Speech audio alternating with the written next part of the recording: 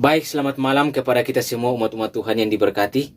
Kita patut bersyukur berterima kasih kepada Tuhan oleh karena kasih dan sayang yang masih kita rasakan hingga pada malam hari ini.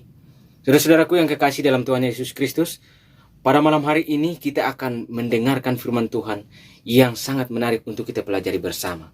Tetapi sebelum kita mendengarkan firman Tuhan, saya mengundang kita semua untuk kita bersatu di dalam doa. Kita bersatu dalam doa.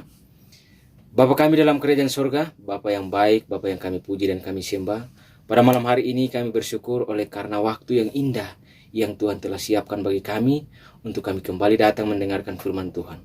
Bapa yang baik, kiranya Tuhan memberikan Roh Kudus kepada kami sehingga boleh firman yang kami pelajari pada malam hari ini kami dapat mengerti dan bantu kami juga untuk mengaplikasikan dalam kehidupan kami. Berkati hamba-Mu khususnya akan menyampaikan firman Tuhan.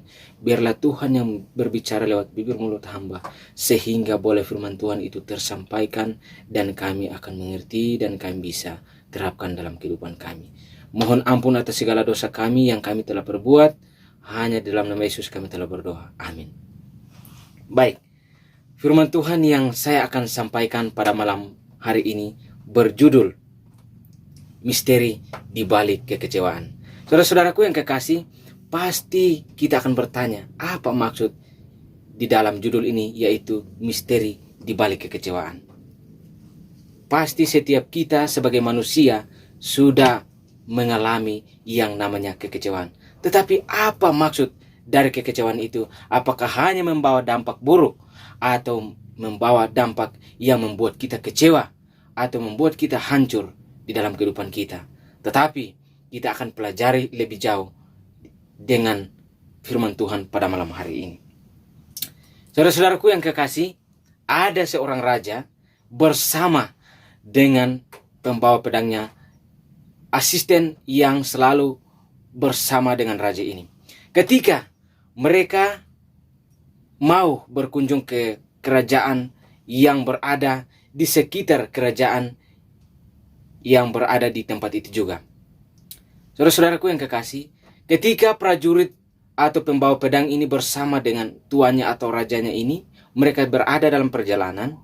Ketika mereka berjalan, dalam perjalanan itu terik matahari atau di saat siang hari itu, matahari sangat menyengat. Ketika mereka berjalan ini, mereka beristirahat di sebuah pohon yang rindang. Ketika mereka beristirahat di situ, pembawa pedangnya ini atau asisten daripada sang raja ini melihat bahwa di bawah pohon ini ada banyak rumput yang tinggi, sehingga dia mengambil kesimpulan atau dengan inisiatif dari dirinya sendiri untuk membersihkan di bawah pohon yang rimbun itu, untuk mereka bisa dapat beristirahat sebelum mereka melanjutkan perjalanan mereka.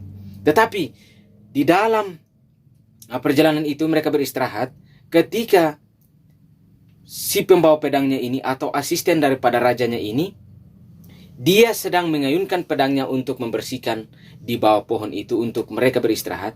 Tiba-tiba parangnya ini mengenai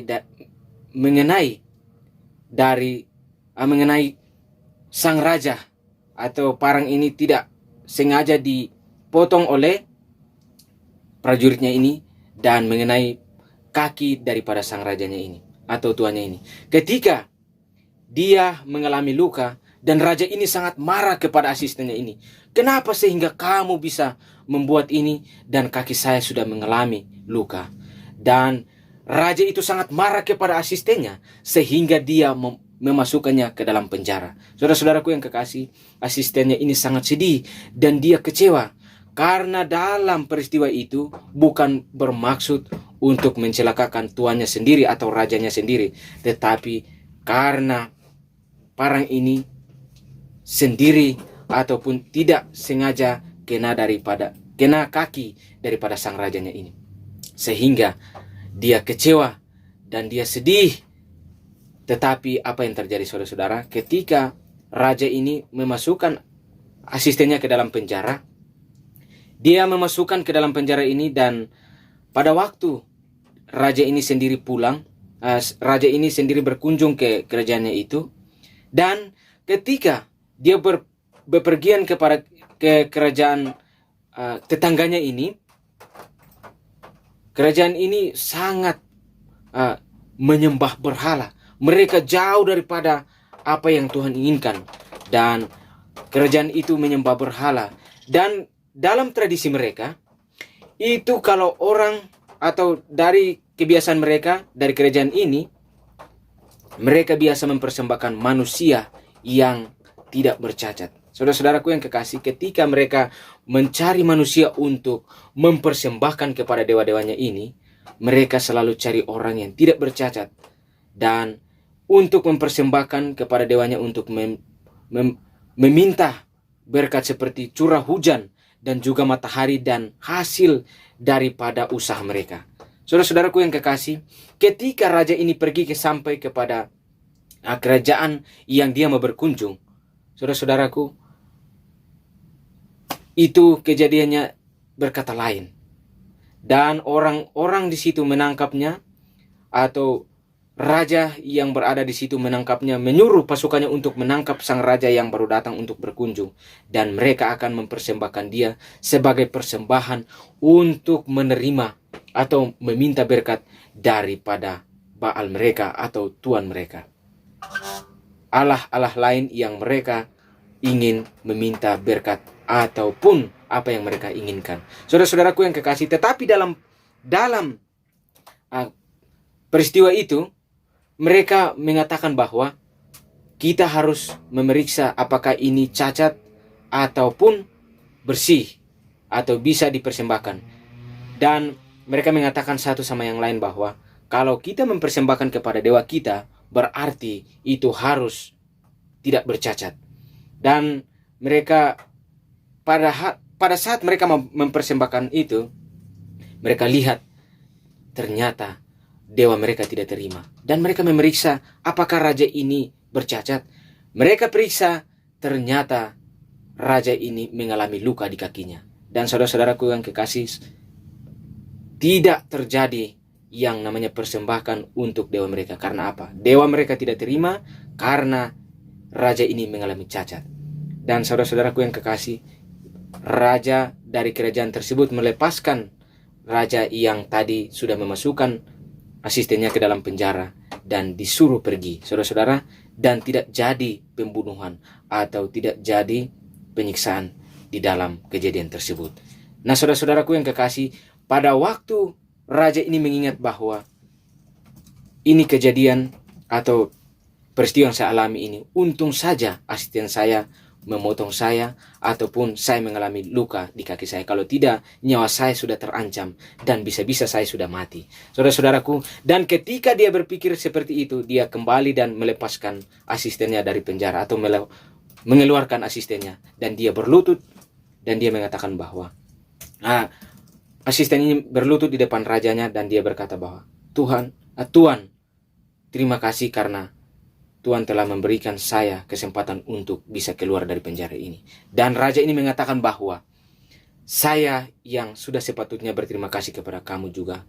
Karena kamu, saya bisa selamat dari peristiwa itu. Saudara-saudaraku yang kekasih, ini sangat penting dalam kehidupan kita.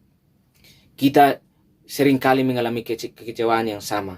Tetapi apakah kejadian itu membawa dampak yang buruk ataupun dampak yang baik bagi kehidupan kita? Saudara-saudaraku yang kekasih, dalam kehidupan kita sering mengalami hal yang sama.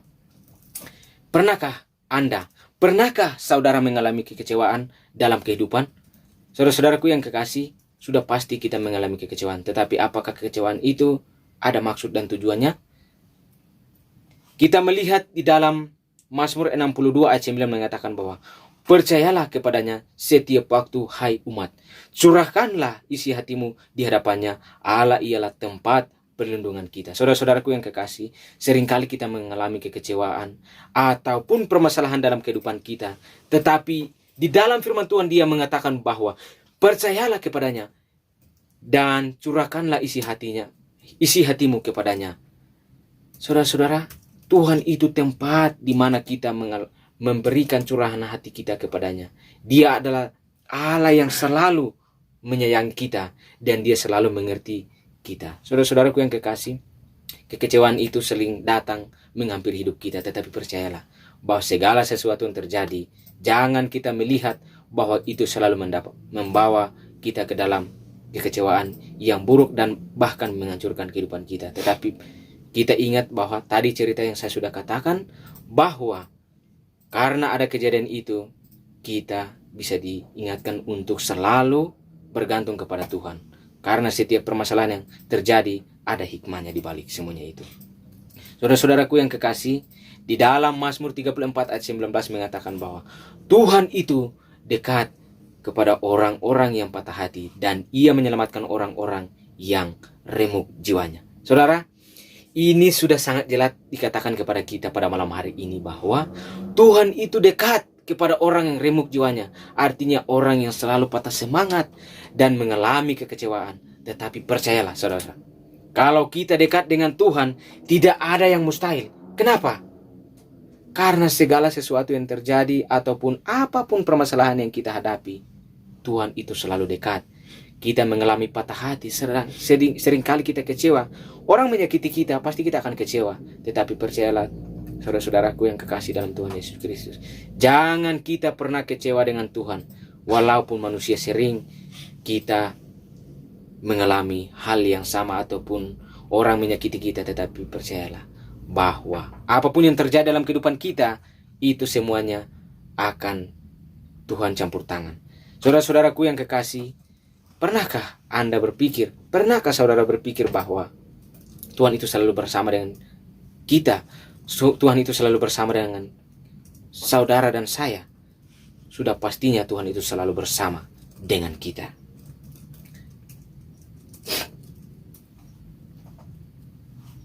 Di dalam Nahum 1 ayat 7 mengatakan bahwa Tuhan itu baik.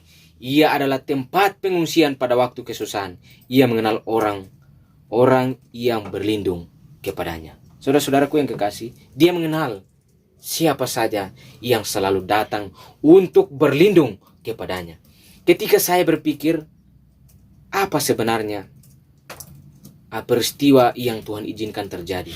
Bukan pencobaan itu datangnya dari Tuhan, tetapi Tuhan itu mengizinkan terjadi karena kita harus mengikuti ujian itu. Saudara, saya berpikir dalam pemikiran saya bahwa kenapa sehingga ujian itu selalu ada? Karena kalau kita lihat dalam pendidikan, saudara-saudaraku yang kekasih, kita lihat dalam bidang pendidikan, contohnya kita mengalami ujian, kita mau mendapat salah satu ijazah yang kita selama berkuliah ataupun selama SMP dan SMA. Kalau kita mau mendapat ijazah, kita pasti akan melewati ujian. Ujian adalah salah satu proses yang kita harus lewati. Karena dikatakan bahwa tidak ada keberhasilan tanpa kita melewati ujian. Atau tidak ada kelulusan tanpa kita melewati ujian. Ujian adalah proses yang kita harus lewati. Jadi kita harus bersyukur kepada Tuhan karena Tuhan itu selalu memberikan yang terbaik bagi kita walaupun kita sering mengalami namanya ujian kehidupan. Tetapi percayalah, Tuhan akan selalu menyertai kita.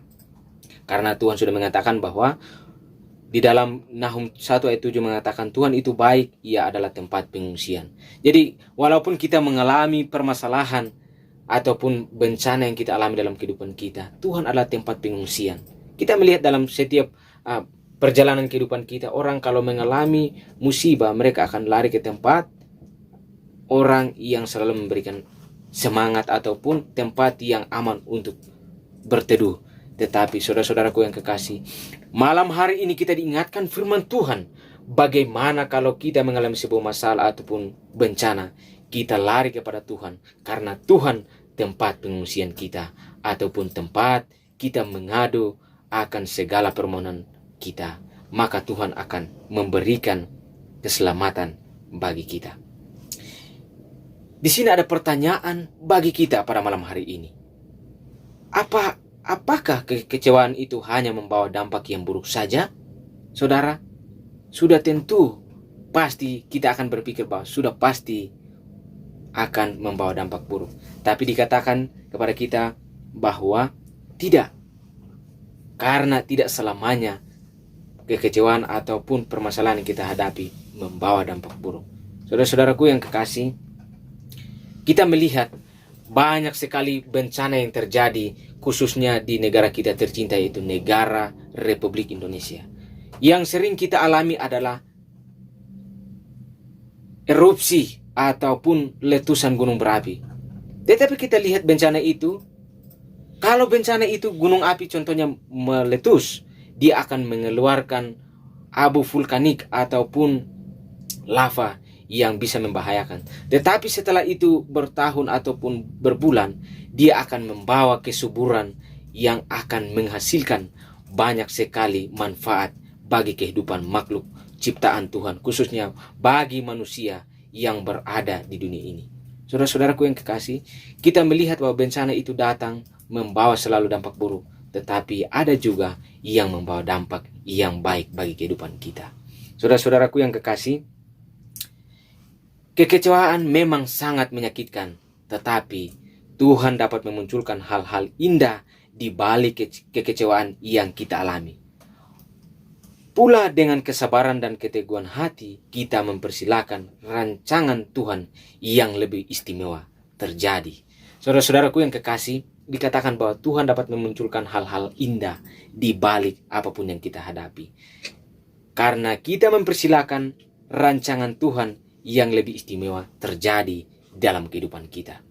Saudara-saudaraku yang kekasih, saya juga pernah alami hal yang sama, dan saya yakin saudara ataupun kita sebagai umat-umat Tuhan sudah pastinya mengalami hal yang sama. Karena kita akan hidup selamanya berada di surga bersama Tuhan, tetapi kita selama di dunia ini sudah pastinya kita akan mengalami hal yang mengecewakan kita. Tetapi percayalah, Tuhan selalu bersama kita.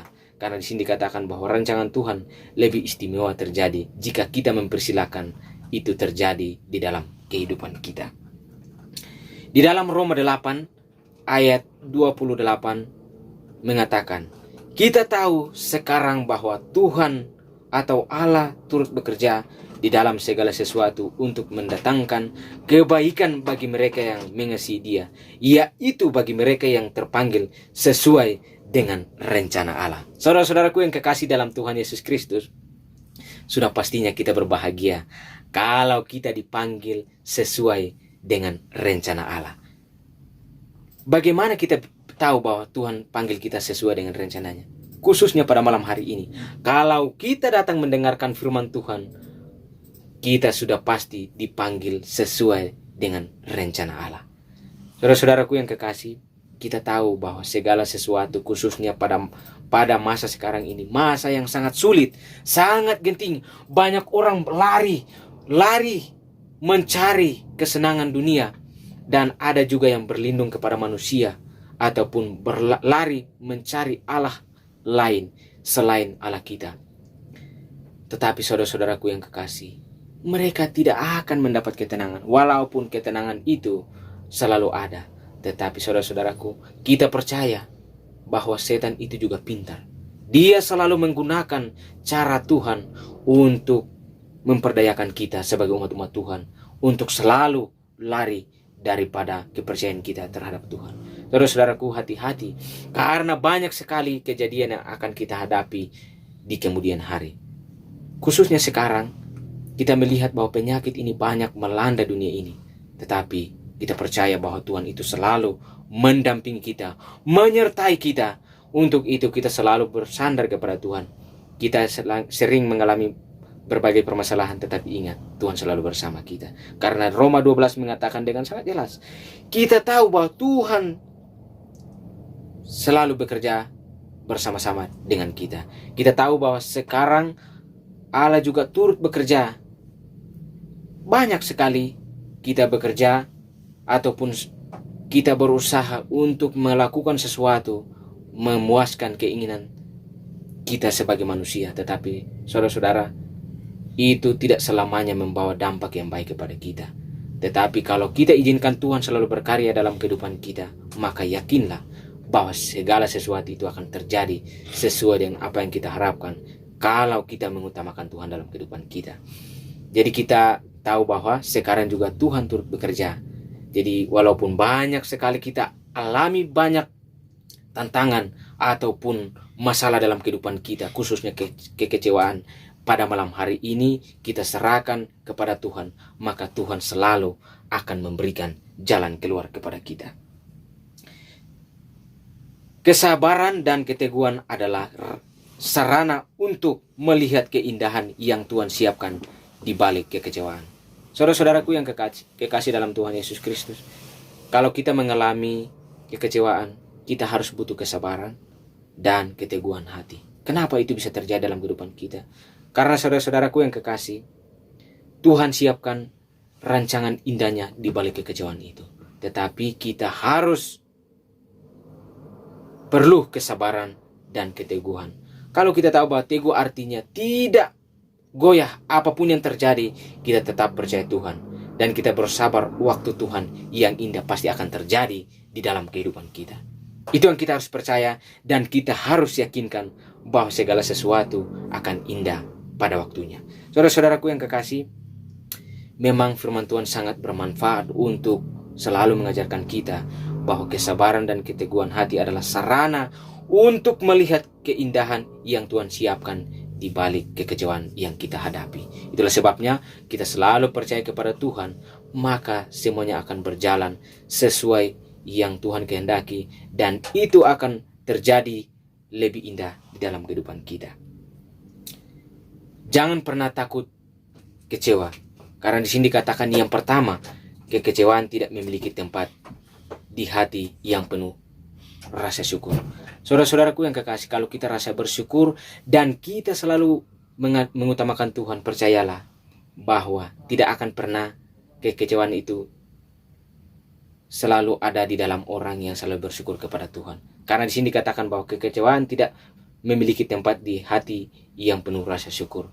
Jadi kalau kita selalu bersyukur, maka kekecewaan itu tidak akan selalu ada dalam kehidupan kita. Walaupun kita akan alami, tetapi tidak terlalu ataupun tidak selamanya berada dalam hati orang yang selalu bersyukur kepada Tuhan. Yang kedua, kekecewaan hanyalah cara Tuhan untuk mengatakan, aku punya sesuatu yang lebih baik. Sabar jalani hidup, memiliki kepercayaan. Saudara-saudaraku yang kekasih, kekecewaan hanyalah cara Tuhan untuk mengatakan, aku punya sesuatu yang lebih baik. Saudara-saudaraku yang kekasih, kita harus percaya bahwa Tuhan punya rencana yang lebih indah, ataupun cara Tuhan yang lebih baik. Jadi kita harus sabar jalani hidup ini, memiliki kepercayaan kepada Tuhan. Saudara-saudaraku yang kekasih, ini mengingatkan kepada kita untuk selalu mengutamakan Tuhan di dalam kehidupan kita.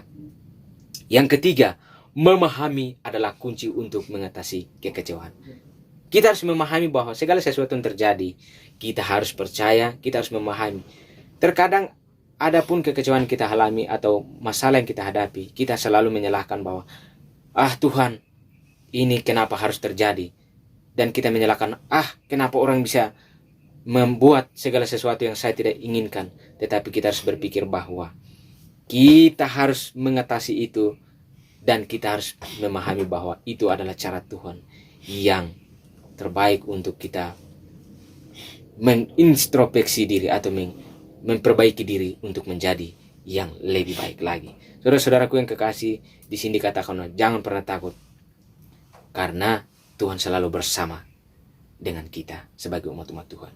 Di dalam Amsal 17 ayat 22 mengatakan, hati yang gembira adalah obat yang manjur, tetapi semangat yang patah mengeringkan tulang.